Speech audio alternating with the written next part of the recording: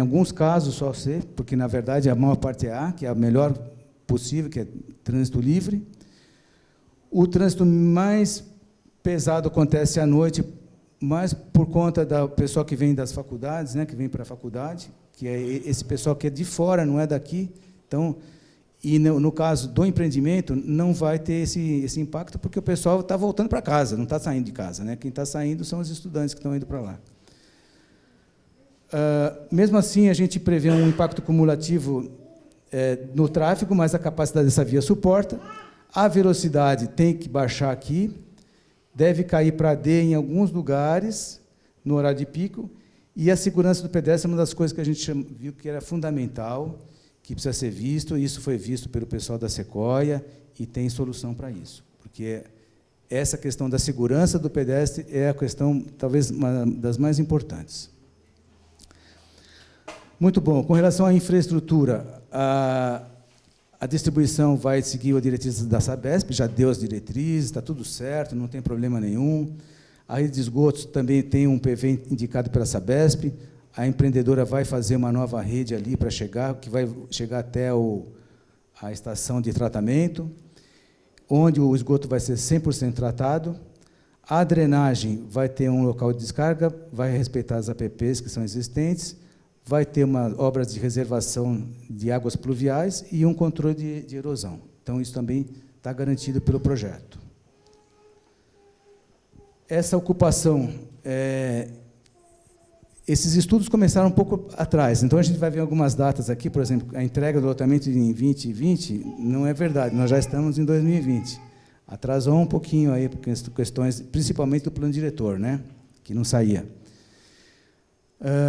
Então, essa entrega que vai ser daqui a uns 2, 3 anos, né, por aí, vai ter 30% das edificações, vão ser programadas, são 120 unidades de casa, que vai ter mais ou menos 384 pessoas. Isso aqui, só nesse primeiro impacto que vai ter de pessoas morando, é muito pequeno, né? Nós vamos ver aqui o perfil da população, para vocês verem o que vai ter de criança. As outras 400 unidades vai ser entregue dentro de uma programação que vai ser estabelecida ainda pela Caixa Econômica, né? Com relação aos lotes, a gente prevê um crescimento de 5% ao ano, que vai chegar em torno de 50% a 80% de ocupação daqui a 10, 12 anos. Então, é tudo a longo prazo. Nada acontece e vai acontecer, nossa, meu Deus do céu, vai acontecer amanhã, um impacto, vai ter muita gente. Não, não é. Vai ter, então, mais ou menos 3.213 pessoas nessa totalidade dos 3 empreendimentos. E, quando tiver ocupação total, que é uma coisa muito difícil de ocupar, teria aproximadamente 4.000 pessoas. Isso contando com um número de pessoas por família que tem caído muito no Brasil inteiro. Antigamente, tinha 4 pessoas por família. Isso está caindo para 3, até 2,70. Acabei de fazer um estudo em São Paulo que estava 2,70 pessoas por unidade habitacional. Esse é um problema para o Brasil, né? Porque nós estamos ficando sem gente que vem para ocupar aí o espaço. Vai ter muito velho e pouca criança, né? Isso a gente viu em São Paulo muito fortemente, que algumas escolas que eu estudei, eu sempre estudei em escola pública, foram fechadas por falta de criança. Por incrível que pareça. É uma tristeza, né? Mas acontece. Então, aqui, aí a gente entra nessa parte da situação projetada das famílias e tal, das pessoas, dos moradores. E aqui a gente tem uma ideia boa de quantas pessoas, subdividido nessas classes de idade, para a gente ter uma ideia de como é que está a nossa população aqui em São João da Boa Vista. Essa situação projetada, então, por exemplo, criança com menos de 1 ano, em 22, que vai ser, isso já vai ser mais, vai ser 24, 25, no primeiro ano teriam 4 crianças só com menos de 1 ano, né? No segundo ano, 2 anos depois, na verdade, seriam 11, depois mais 2 anos, 18, nós estamos falando de 2 em 2, até um total, no final, de 44 crianças. É pouco. Jovens 15 a 19 anos. Não sei se tem muito jovem aqui, não tem também, né? A gente tem dá para a gente ver pela população que está aqui também, né? Nós estamos falando... Não é? É interessante a gente ver isso. E é uma coisa que eu falo para o pessoal da prefeitura, tem que se preocupar com o planejamento disso. E muitas vezes, quando você vai fazer um loteamento, você fica preocupado com a criança. Hoje tem que ficar preocupado com a criança e com... eu não gosto de chamar de idoso, porque eu também teria que me incluir entre os idosos. Então, o pessoal mais experiente, vamos dizer assim, né? O pessoal com mais experiência. Esse pessoal com mais experiência está ocupando uma faixa grande. Somos mais... Aqui em São João, 15% da população igual à população de criança. Está batendo, é igual. A pirâmide antes era assim. Hoje a pirâmide está quase reta e tem alguns lugares que está invertida até. É uma loucura isso. O governo precisa fazer alguma coisa urgente aí, estimular aí. Então, essa é a população, esse quadro, depois, se vocês quiserem, fica à disposição, desde 1 a 4 anos até 100 anos ou mais. 100 anos ou mais, por enquanto, não tem nenhum aqui em São João. Não sei se tem, mas no IBGE diz que não tem. Mas vai ter. Vai ter. Hoje eu vi que morreu aquele ator lá nos Estados Unidos com 103 anos, lá, né? No prédio que eu moro, tem 2 senhoras com 96, 97 anos. Estão bem. Nossa, uma cabeça maravilhosa. Minha mãe tem 90, está excelente e tal. Então, nós estamos ficando cada vez mais experientes, né? Essa faixa está bastante grande. Então, de 95 a 99, teriam 2 pessoas na população daqui, do que nós estamos estudando, do Guilmar Novaes, né? E crianças, nós teríamos um volume maior entre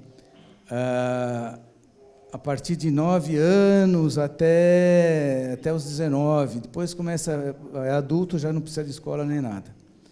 Mas aqui tem, olha, os valores menor de 5 teriam 221, entre 5 e 14, 535, entre 15 e 24, 625, e aqui a grande população, que vai estar adulta, né? Entre 25 e 59 anos, que seriam 2.000 pessoas.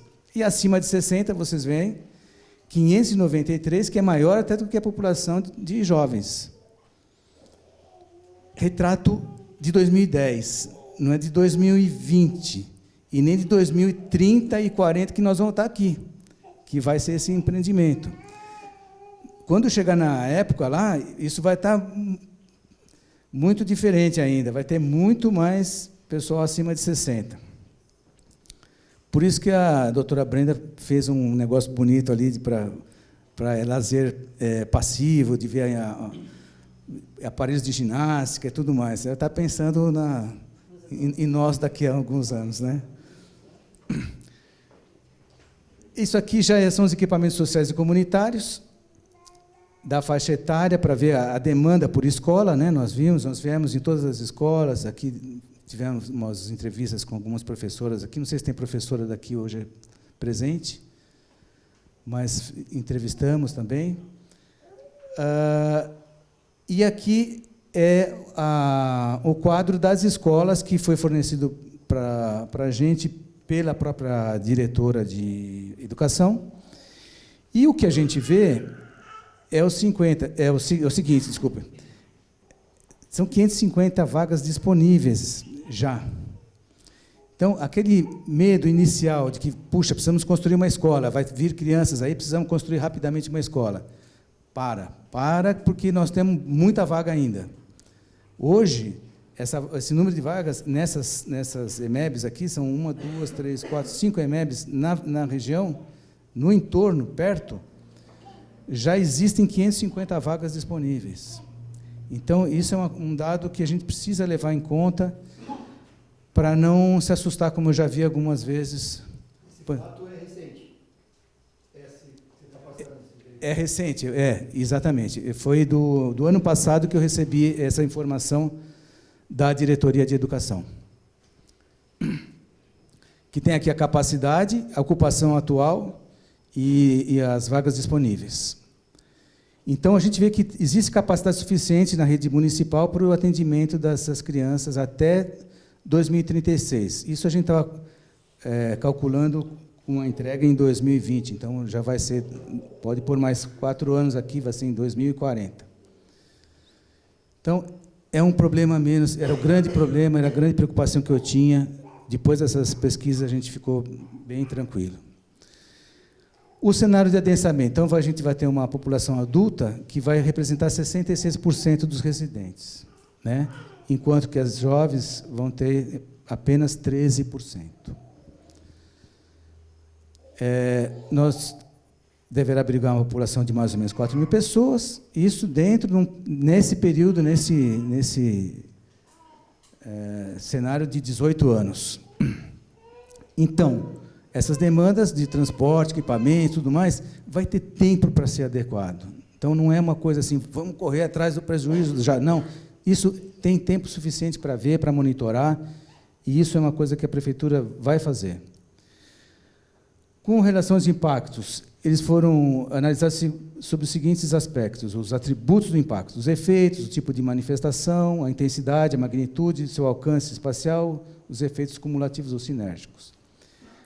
O contexto da localização, nós vimos, então, os seguintes atributos: o zoneamento, acesso, infraestrutura, equipamento, transporte, meio ambiente, densidade demográfica, perfil socioeconômico. E eles foram também analisados e medidos em relação à sua reversibilidade, à sua mitigação, compensação e progressão. E nós chegamos nesse gráfico aqui que a gente consegue ver direitinho o que acontece. Então, nós vamos ter, por exemplo, onde vai ter maior impacto, seriam, por exemplo, aqui a gente vê a paisagem urbana, porque no começo vai ter um impacto grande, vai ter um monte de máquina lá, caminhão, isso tem um impacto. As obras é onde tem o maior impacto negativo, você não vê nenhum impacto positivo, né? No meio ambiente também vai ter, mas isso são os impactos que a gente começa a ver do início. Depois a gente tem que ver isso frente às compensações, mitigações, correções e tudo mais. A parte de infraestrutura, que é uma coisa que é bem preocupante, a maior parte das análises resultaram em impacto nulo. O mesmo aconteceu com a mobilidade, que deu um empate aqui. A mobilidade vai melhorar bastante, vai ser um exemplo para a vizinhança toda que vai ter aqui. E a paisagem depois vai ser enriquecida. Então, aqui a gente tem uma ideia inicial dessa tabela de impactos. O importante é a gente ver que esses impactos negativos ele tem um alcance local. Ele não é um impacto que vai atingir a cidade toda. Ele está ali, está muito bem localizado. A magnitude dele varia de baixa a média, então não é um impacto de grande magnitude. E vai ser mais voltado para a questão do aumento do tráfego, que vai aumentar um pouco, a alteração do meio ambiente, claro, que vai ter onde tinha o pasto, vai ter casa, e a impermeabilização do solo. O efeito cumulativo vai acontecer em função dessa proximidade com os outros empreendimentos residenciais. Como disse anteriormente, essa não é uma atividade geradora de impactos importantes. Essa ocupação vai acontecer em 3 fases. A primeira, a mais impactante, vai ser a entrega das casas, né? Que isso vai ser o impacto maior que vai acontecer, depois o resto vai ser muito diluído. Já os impactos positivos, eles têm um alcance mais amplo. Enquanto que o negativo é local, o positivo é amplo. Está relacionado com a geração de empregos, os impostos, e estão vinculados com a acessibilidade, a segurança, a economia, a valorização, o dinamismo e o ambiente urbano. Então, ele vai ter um impacto mais abrangente do que os negativos. O ponto de atenção, que a gente teve que chamar a atenção para ver, olha, esse é um ponto importante, que é a questão da travessia das crianças do Jardim Guimarães em direção às escolas desse lado de cá. No nosso entender, a necessidade, isso foi visto no projeto, de se criar um dispositivo, depois criar faixas de pedestre, iluminação, quem sabe até, se a prefeitura quiser, um semáforo para pedestres, para dar total segurança para as crianças. Agora acho que está melhor, mas teve uma época que eu soube que teve até atropelamento de ciclista aí e tudo mais, né? Hoje já está diferente, a via está com taxa, o carro não entra mais na pista do lateral para poder atropelar ciclista, então melhorou bastante. Mas, mesmo assim, é importante a gente ver essa questão da segurança. E a recomendação para a questão dos equipamentos para jovens, quadra, pista de skate e tudo mais. Também para o pessoal mais experiente também, né? Isso foi atendido. Isso foi atendido. No projeto, enquanto estava sendo feito o projeto, a gente estava estudando. Então, houve um diálogo bastante bom entre a gente e o pessoal da Sequoia, e foram sendo atendidos esses pontos. Ficou um projeto muito interessante. Então, a gente viu que, como quase todos os empreendimentos, vai ter impactos negativos e positivos. Como eu falei, os negativos são mais locais, os positivos mais amplos. Não encontramos nenhum crítico de grande magnitude.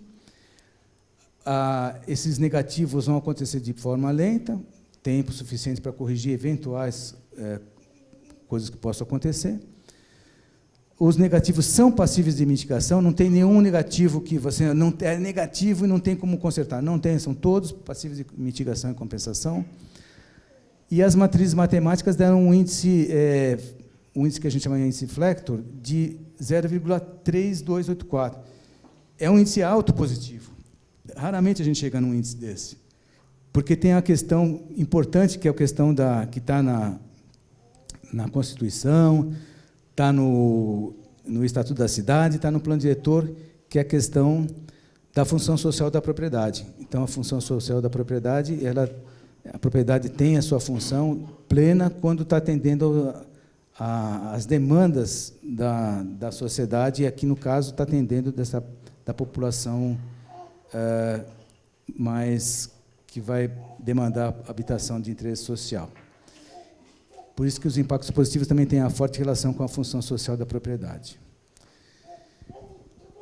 Então, é uma repetição, mas o adensamento é longo, os equipamentos estão ok, a infraestrutura está ok, os equipamentos comunitários estão ok, o uso de ocupação está ok, atividades, o uso residencial de baixo impacto, e as compensações e mitigações. Com relação à acessibilidade e segurança, vai haver alteração do itinerário de ônibus para atendimento e implantação de ônibus cobertos. Não, vai ter uma mudança do itinerário e o empreendedor vai implantar pontos de ônibus cobertos, aqueles pontos de ônibus bonitos. Os passeios terão dispositivos de acessibilidade, rampas, piso tátil, como todos os novos loteamentos estão acontecendo isso. Todos vai ter acessibilidade total para cadeirante, para tudo, atendendo norma da ABNT. O projeto de sinalização vai ser completo e em toda a implantação e vai ter também toda a implantação do mobiliário urbano. O mobiliário é banco, lixeira, enfim, uma sinalização, um brinquedo, tudo que for necessário para dar sustentabilidade para aquela população vai estar nesse mobiliário urbano. Haverá um projeto de integração viária da Rua São João, que está longe daqui, mas a Prefeitura exigiu, da Rua São João com a Cesário Travassos. Esse projeto está sendo desenvolvido e o empreendedor já tem um projeto para você melhorar o acesso a essa questão ao centro da cidade, e vai ter um aporte até 200 mil para desapropriar um imóvel que fica junto da estação. Não sei se você conhece a estação ali, tem um bar ali que está fechado, é tirar esse bar e juntar a rua, junto com a São João. Então, vai ser uma ligação maravilhosa que até hoje não existe. Então, só isso é um grande impacto positivo, né? A construção de faixas de pedestres elevadas, da mesma forma que acontece em todos os outros lugares onde tem loteamentos de alto padrão, vai ser na mesma forma, com sinalização, controle de velocidade, iluminação para pedestres no acesso do João Batista Merlim, principalmente ali. Ali é um ponto importante, é fundamental que tenha tudo isso. Tem que baixar a velocidade, tem que ter placa lá de 40 por hora, tem que ter uma faixa de pedestre elevada, iluminação em LED para motorista vê quem está atravessando vê se não tem alguma coisa que vai atrapalhar a travessia dele, enfim. Segurança em primeiro lugar. A implantação de iluminação com LED, incluindo novas luminárias no acesso do Maestro Mourão, não é no todo, mas no acesso, aquele acesso também vai ser, tem uma nova iluminação. Ciclofaixas no interior do empreendimento. Então, isso com relação à acessibilidade e segurança. Na infraestrutura, vai ter uma nova rede de esgotos, vai ter um remanejamento da rede existente, que vem desde lá do Jardim Itália e Europa, vai ser remodelado.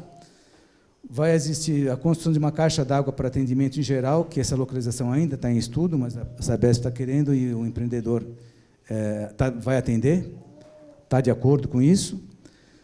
Vão ser criadas novas estruturas de drenagem para evitar assoreamento, então toda a parte de assoreamento está garantido que não vai existir, porque vai ter toda essa estrutura hidráulica para evitar esse assoreamento. Vai ter também estrutura hidráulica para quebrar de energia cinética da água, para não chegar com muita força no local. E construção de estruturas hidráulicas para retenção de águas pluviais, para não ir tudo de uma vez também. Então, a gente sabe que as chuvas estão aumentando cada vez mais, né? Parece que está tendo... então, esse cuidado também está sendo tomado pelo empreendedor. Os equipamentos comunitários. A prefeitura, então, pode requerer, se houver necessidade, contrapartidas de adequação nas escolas do entorno. Então, hoje há 550 vagas disponíveis nas 6 escolas, mas caso, isso é um compromisso que existe, a prefeitura fala, olha, eu estou precisando de mais uma sala ali, não tem problema, isso vai ser feito. Ou então, como eu já ouvi assim, ou o telhado ali está meio, tem umas goteiras, vai ser, então, há uma disposição de estar em parceria com a prefeitura para acertar isso. Vai ter uma implantação, uma área de lazer central completa, bem grande, atendendo a toda a população. E a reforma, também vai ter a reforma e revitalização da área de lazer do Maestro Mourão. Então, mesmo o Maestro Mourão, lá naquele playground que está meio abandonadinho, lá, tem alguém do Maestro Mourão aqui? Né? Oxe, todo mundo! O bairro inteiro, Então, aquela parte de baixo, aquela parte de baixo que está... Eu fui ver lá os moleques jogando bola. Ali vai ser revitalizado. Vai, né? Vai. 2036. Não, agora. Agora, não é... É compromisso. Está sendo gravado. Não. Depois de 16 anos, quer dizer, o bairro tem 19, então vai começar... Estou começando a entender. Se a partir de 16 anos começa a melhorar, o Maestro Mourão tem 19 anos e não tem nada. Não foi feito nada, absolutamente nada. Quem está aqui, a maior parte é do Maestro Mourão. Eu estou vendo todas as regalias aí, eu estou pensando, vou vender minha casa, vou comprar lá. Não, olha, eu não concordo. Pelo seguinte, eu tive lá várias vezes o Maestro Mourão. O que eu notei? Primeiro, há uma mudança muito grande, como eu falei anteriormente, da dinâmica que existiu lá. O bairro está muito legal, as casas estão excelentes, tem casa até de 3 andares lá. Né? Sim, as Agora, casas. realmente, a questão do... Eu fui lá ver os meninos jogando bola, tal, naquela área de lazer. Tem nada. Por quê? Existe uma questão que, assim, qual é a responsabilidade do empreendedor? A responsabilidade do empreendedor não é para a vida inteira, ela tem um limite. Então, até o limite, eu tenho certeza, pelo que eu conheço do pessoal da Sequoia, que eles estavam dando todo o apoio. Fizeram até aquela parte de baixo daquela travessia, da estrada, tudo mais. Essa parte, nós vimos que estava meio precisando de uma revitalização. Isso foi visto por eles, e eles prontamente falaram assim, fechado, vamos revitalizar o Maestro Mourão, porque nós queremos também. É uma questão de ponto de honra para eles. Já que estão fazendo do lado, que vai ser um novo, então eles vão aproveitar e fazer essa revitalização, porque vai ter, vamos dizer assim, está mais fácil até para eles fazerem isso, né? E vai dar mais qualidade para vocês. Vocês vão ganhar um presente por ter um vizinho novo. Então, é mais ou menos isso. Então, essa revitalização vai existir, está lá. Da área de lazer. Vai ter a nova iluminação naquele acesso, com LED, vai ficar bonito, tudo mais. Agora, tem que ver essa questão da responsabilidade do empreendedor. Não sou eu o empreendedor, mas se fosse sim, eu ia falar assim, olha, qual é o nome da senhora, desculpa? Leonete. Dona Leonete, eu tenho responsabilidade até a hora, eu não posso ter a vida inteira, porque senão eu vou levar a minha empresa para a falência. Sim, então, porque eu peguei esse bairro falo assim, no útero da mãe. sei. Então, eu acompanhei passo a passo, eu fazia parte da comissão de bairro. Então, o pessoal cobrava, muitas pessoas me cobravam até no meu trabalho. Sim. Quando vão entregar, quando não vai entregar. Foi entregue em 3 etapas o bairro. A última etapa foi entregue sem asfalto, porque chovia muito, foi uma época como nós estamos passando agora. Tá. E esse bairro foi... E o pessoal cobrando. Agora, essa travessia ali, ela sempre existiu. Ela foi iluminada ela foi no começo. iluminada, Ela foi iluminada pintada, no começo e depois quebraram as lâmpadas e ficou. Isso é um O problema. ano passado, eu reivindiquei ao vereador Tite, consegui com ele para iluminar aquele buraco. Domingo eu passei lá, tinha 7 lâmpadas queimadas. Eu falei, ninguém tomou providência do bairro. Liguei para a prefeitura me disse que ia trocar. Agora, eu não passei lá ainda de terça-feira para cá. Então,